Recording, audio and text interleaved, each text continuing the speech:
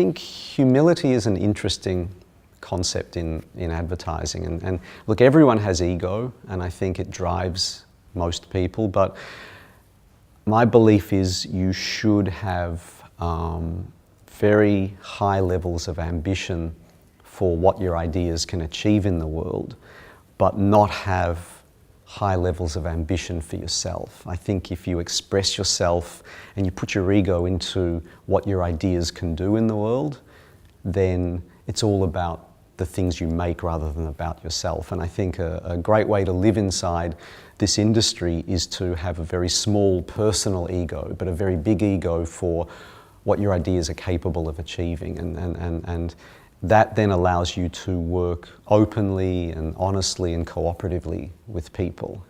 So you get a mindset of really pushing the work, but it's never about you.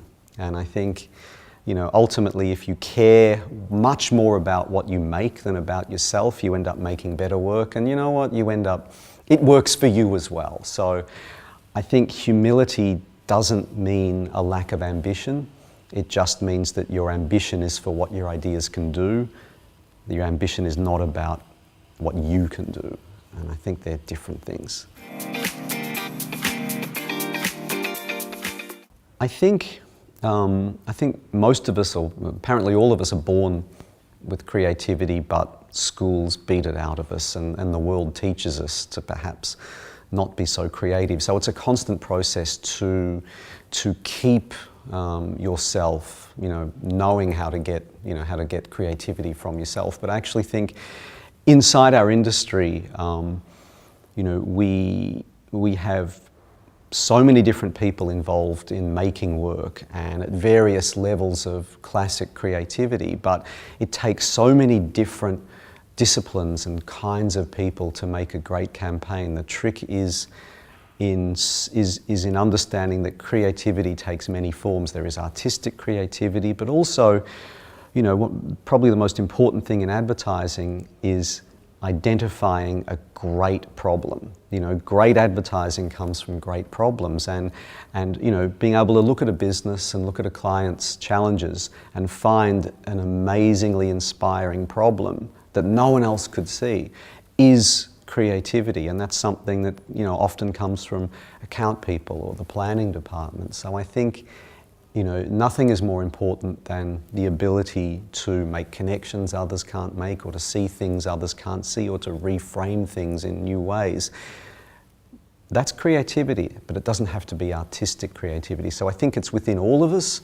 We just have to realize the importance of it and keep working hard to constantly find new ways to solve problems.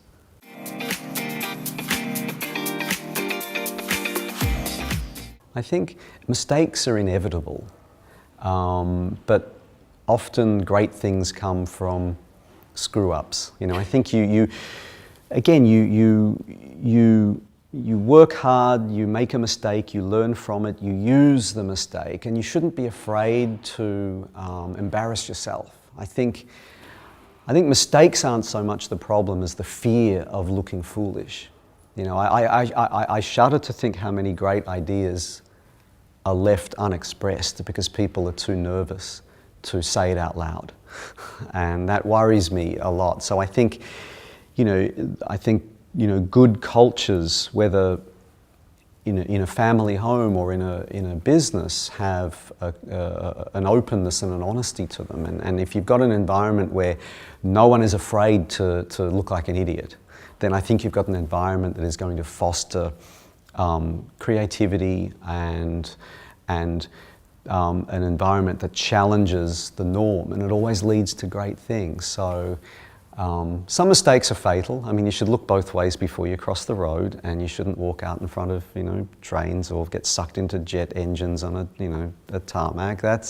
You don't do those things, but you should never be afraid to say something that you think might make you sound like an idiot, because that's normally the genesis of great things. It's interesting. I think early on in life, I wanted nothing more than to be like everyone else, and I think that's that's sort of the way life works. But I realized pretty soon that especially working in advertising, I was given a gift, and the gift was I felt that I was allowed to be myself. And early on in my career, I looked at the greats and I studied their work and I tried to be like them, and I didn't do so well. And it was only when I realized that I actually can allow myself to be myself that I think my work started to get quite interesting. And I think the single best piece of advice I would ever give anyone working in our business is, do not be afraid to 100% be yourself and bring yourself into the work. You are in an industry that craves and needs uniqueness, and and it's a recipe for happiness. I think if you can wake up every morning and go to work every day expressing who you really are inside, it's a wonderful thing, and it makes your work better and it makes you happy. So it's something I think is really important. Unless you're a complete and utter arsehole, then don't be yourself. Pretend to be someone who isn't, but otherwise you should be yourself.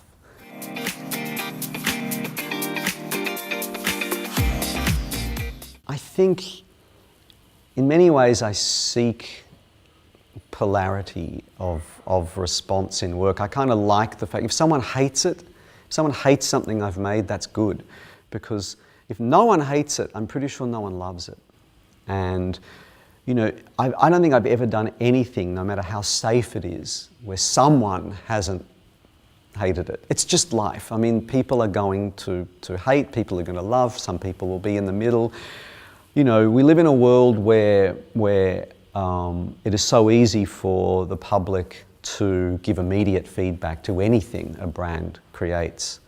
And it's inevitable that people you are going to get negative responses, but the trick is to not be steered by the 10 loud people.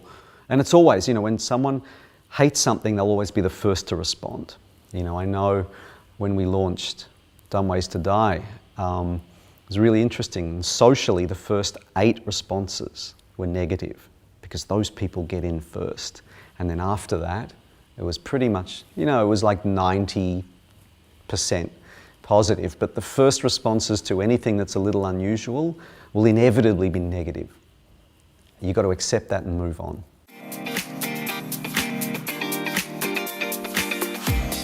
It's an interesting question. I think naturally I am more mentor than leader, but leader is something that I've learned to get better at. I think that leadership has been for me a learned behaviour. I think mentorship is something that comes more naturally to me, but there's a lot of crossover, and I think I've grown into leadership, and it's something that still feels a little not unnatural to me, but I don't consciously wake up in the morning feeling that my job is to lead, but it somehow just happens as a consequence of my actions.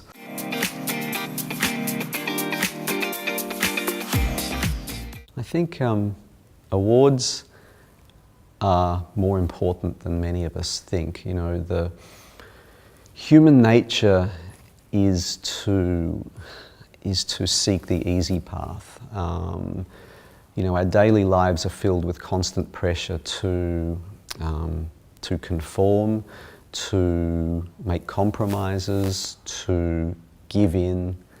The industry is not an easy one, and awards give us many things. They remind us of the standard. They give us something to aim for that is better than good. It's the easiest thing in the world is to do a good enough job. And especially in advertising, where timings can be tight, where budgets can be tight, where expectations can be, minimal in many respects, it would be so easy for us to not try as hard as we do.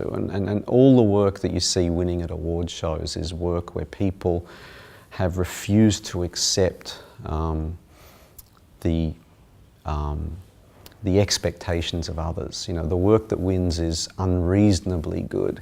The work that wins defies expectations of how beautiful a piece of advertising film can be, or how impactful on society, you know, a campaign idea can be. So I think awards, the standard of work would drop drastically without awards to inspire us and remind us and prod us and shame us sometimes. Also, I think something that award shows have been increasingly good at is bringing clients into the fold and acting as almost the connective tissue between agencies and clients in terms of a common conversation around the work. And I think that is an extremely valuable thing in and of itself. So, and it's also nice to have your peers recognise you. I think, you know, it's a very subjective business, and sometimes, you know, what I think is great, someone else may hate, but, you know, it is useful to have as subjective a measure as possible, or as an objective measure as possible, on what good work and what great work looks like. So I think they're very valuable, but I think the important thing is that we don't create work to win awards. I think it's really important that we create work that goes out into the world and does something and is loved by people and is shared by people and is useful and magical. You know, if we create work with the public in mind, if we create work with the business problem front and center, and we use creativity to solve our most difficult problems, then that's the kind of work that wins at award shows. And what, you know, a lot of people complain, oh, I hate case studies, I hate them. I actually love them because it's changed the kind of work that wins at shows now. You know, before the case study, you know, advertising awards were given to beautifully perfect singularities. You know, a piece of film, a radio spot, a print ad, a poster, beautiful, perfect. But, you know, very, very big, very complicated business problems solved by the sorts of creativity that we'll see winning here in PR and winning here in activation. You know, they were never recognised, and I think, you know, it's in, you know, the rise of the case study culture has given us an opportunity to show how much broader the application of advertising creativity can be beyond the beautiful singularity, which I still love. You know, everyone loves a great piece of film, but award shows have played a huge role in lifting creativity in PR, lifting creativity in sales promotions. You know, let's remember, I've been in the business long enough to remember if there was a promotional brief you hid under your desk, of course you didn't want to work on it. You didn't want to work on that. You wanted to work on the TV brief. Now that's often, you know, where some of the best creative opportunities are. Why did that happen? Because award shows decided to showcase creativity in that field. Before then, did we give it everything we had? Did we, you know, did we attack that sales promotion brief from the core of who we are? No, we didn't as an industry. We do now. So anyone who says award shows don't matter fail to understand the importance they've played in our industry and continue to play.